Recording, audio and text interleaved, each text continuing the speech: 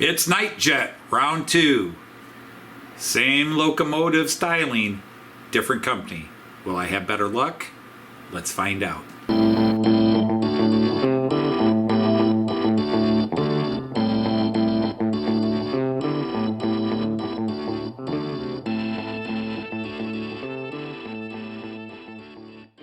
Hey everybody, Anthony Dodge from Train Outside the Miracle and Outsider, back with a second first impression of a Nightjet locomotive.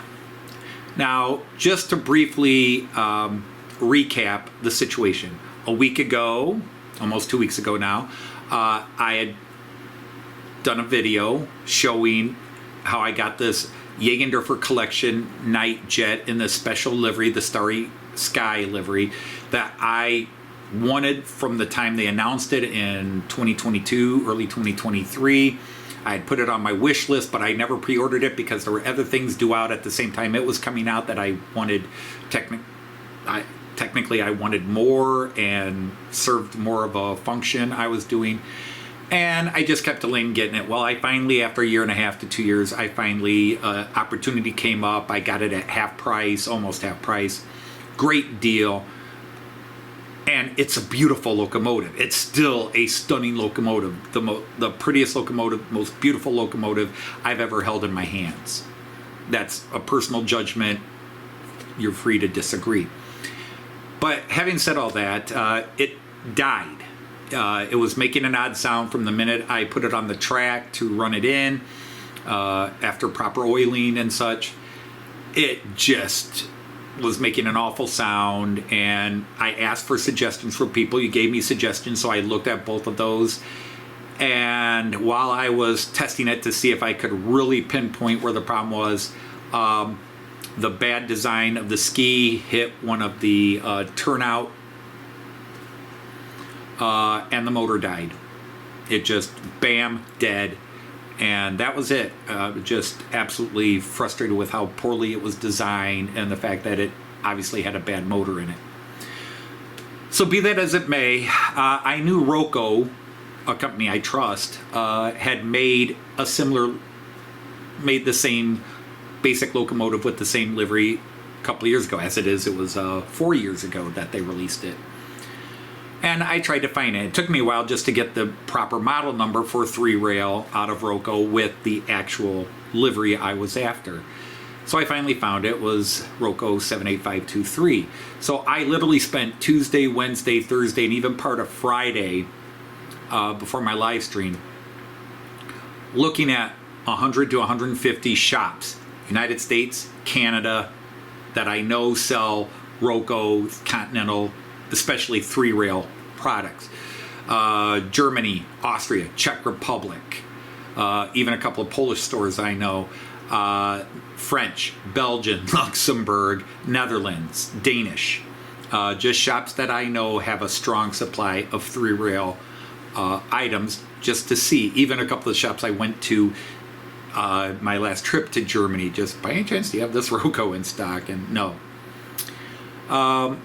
So I mentioned this in my live stream on Friday, to fast forward ahead.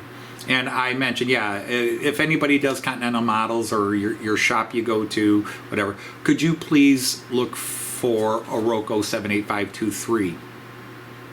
And I don't know if it was 10 minutes or half an hour, but it felt very quick. Brian from Clintonville Model Railways types in, "Is this the one you mean?"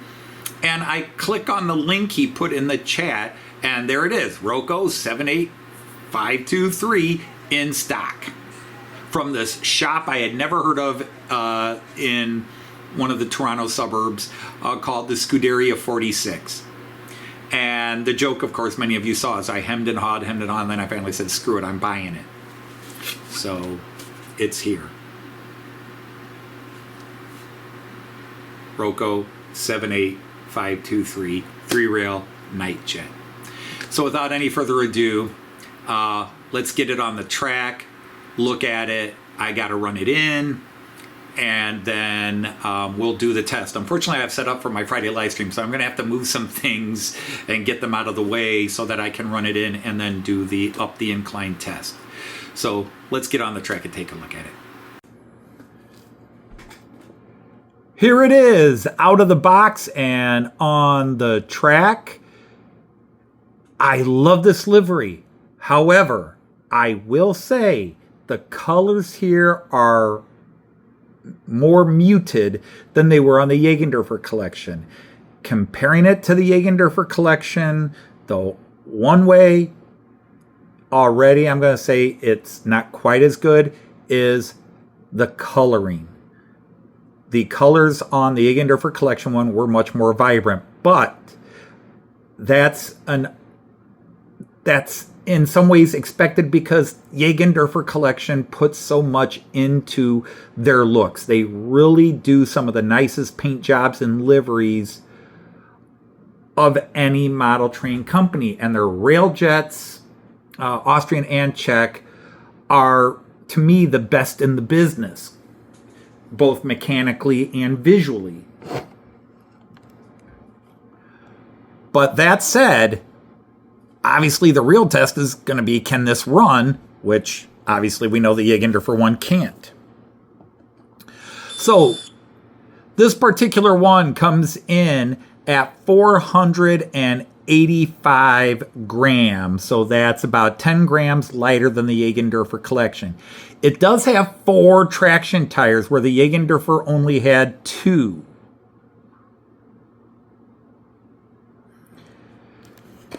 It also has an amazing, amazing detailing. This detailing is just as good as Jägendorfer collection. That is just as good. I could not live on the difference. I don't think it might even be sharper in terms of the detailing on the upper electricals and mechanicals. It is only in this color right here, the coloration here. For example, these red rivet dots on the Jägendorfer collection are much redder, much brighter, and I do like them. However, I am growing to like the muted colors here as well. It's its own characteristic. The starry sky still is beautiful. Again, a little more vibrant, but this here is about whether it's going to run or not. This is a 4-year-old model versus a brand new one. It has 20 sound and light functions. With a little finagling on your CV codes, you can add a couple more. I don't feel the need to add those. So right now, out of the box, it has 20. You have your change of direction lights. You have your operating sounds.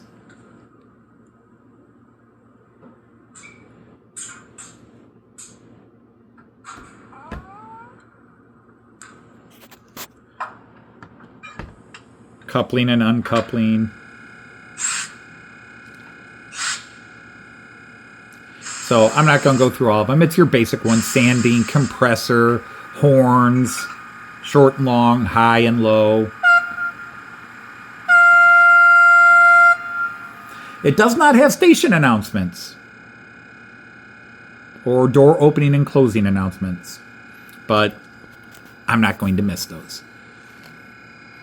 As with any Roco or Märklin, nice detailing, very crisp and clear numbering and lettering here, though. The warnings, the information, all that, all here. Curious, something I did not like about the Jägendorfer collection locomotive was that they went with the short pickup shoe, or ski as we call it, the third rail pickup shoe. They went with a short ski. Roco will often do that. And they had it mounted on the back half. Instead of in the middle of the bogie, they had it mounted on the back half. This one has the same thing. So that's a little concern as I prepare to run it in. That ski on the back of the bogie, I see it could have trouble.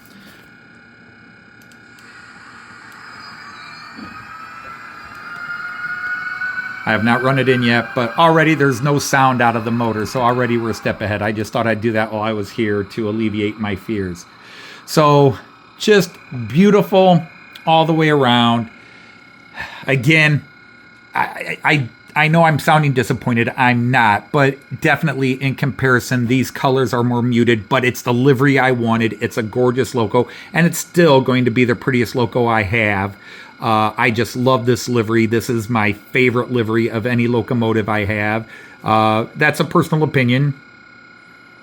You can love others. I love any of my Railjets, and Nightjet is technically a type of Railjet, but this is by far just the prettiest livery.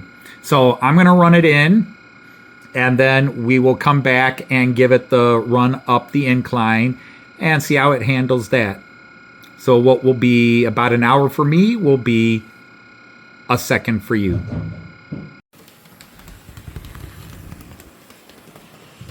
Running it in. No womp womp womp womp womp sound. You get a little bit of a heavier run sound when it goes over the ballasted area, but that's natural. But that is how any locomotive should sound running in. Okay, so we ran it in, and I gave you a couple of seconds snippet of how quiet it was running in, the way it should sound. So very smooth.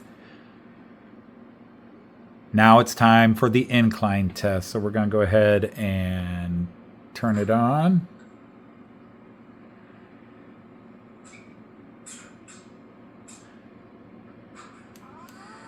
And we're going to let it take off here.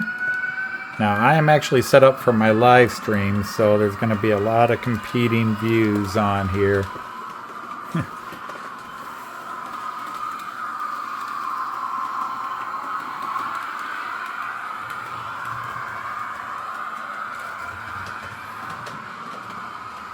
And believe it or not, this is only about a third speed. And coming up the incline now. No noticeable slowdown. There was a point where it almost felt like there was a hesitation, but then a gear kicked in and it never seemed to lose speed. So now we're going to speed it up just a bit. All right, so increased its speed to about 60%.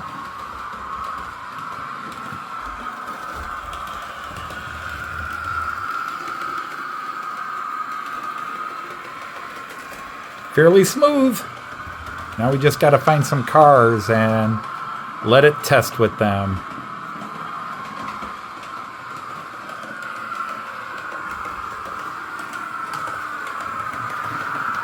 So I've hooked it up with 5 Austrian EC cars.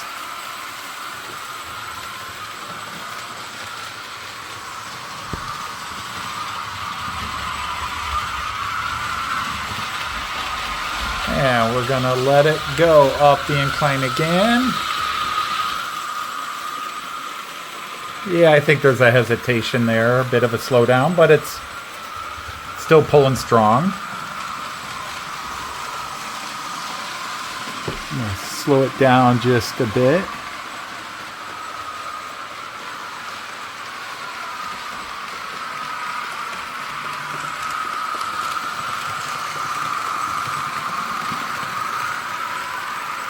All right, back to me. Okay, so what are my first impressions second time around with this? It's a very, very good model. It definitely struggled pulling 5 cars up the hill, up the incline. Struggling might be too strong, but it's slowed down. But again, you're going uphill. You're going to see a slowdown. Some just handle it with no issue. Some show an issue, but I think it will be fine for a live stream. Unfortunately, I don't have any really matching cars to go with it, so I won't be running it in a live stream soon. I would like to, but I want to get some good cars to go with it. So I'm very happy with it. It's been, for me, I tend to be open about these things. It's been a bit of an emotional roller coaster with the whole Nightjet. I bought the one I've dreamt of buying and finally just said what the hell and bought it, and it was such a crash. and it's so beautiful. And out of the blue, thanks to Brian, a Fluke, a store I've never heard of, actually had one on the shelves in stock, and I got it. If there's a negative, it just the colors aren't as vibrant on it as they are on the Jägendorfer one, but it's still beautiful. I'm still in that process of relieved I've got a Nightjet now that I've committed to getting one, and just what a hell it's been with the Jägendorfer version, and the Roco is great. A little bit more about this Roco. Again, investigating it, it clearly had at least had a test run. Somebody checking it. The ski was not pristine. But when you look at it, it has not run much. I mean, it might have run maybe 20 feet. Somebody tested it, maybe did a loop on a test track, the original shop, because this is listed as new. So I assume when I bought it, they tested it or when it was brought into their shop, when they acquired it, they tested it to make sure it ran, because there's signs it ran, but it was not. It would be less than 2 full laps around, because I can pick a loco up after 2 laps, and there's a lot more mark on the skis after a couple of laps around this layout. So, it's basically been sitting for 4 years, and again, I like to give them a quick perusal, make sure there's no thickened grease. Everything looked fine. I oiled it where I think it needed to be oiled according to their instructions, and it ran in nicely with the little clip, and it handled the incline well by itself, pulling some cars, a little bit of a slowdown, but nothing disappointing. So hopefully I'll get a rake of cars sometime in the next few months to go with it. Actually, Joyce came up with a great idea, which is the money from the Jägendorfer I could use to buy a couple of 2-packs of Roco, which I think Märklin has in stock, that go with this. So I'm potential. We'll see how it works out, but the Jägendorfer's gone and this one's in. So anyhow, I want to thank you all for watching and following these journeys with me. And I'll leave you with just a little bit of running shots of this pulling those Austrian cars. Hey, it's an Austrian Nightjet. I put some Austrian cars with it. I just don't have Nightjet cars, so forgive me if you're persnickety about that. On that note, I will say Auf Wiedersehen, tschüss, and happy trains. Take care, everybody.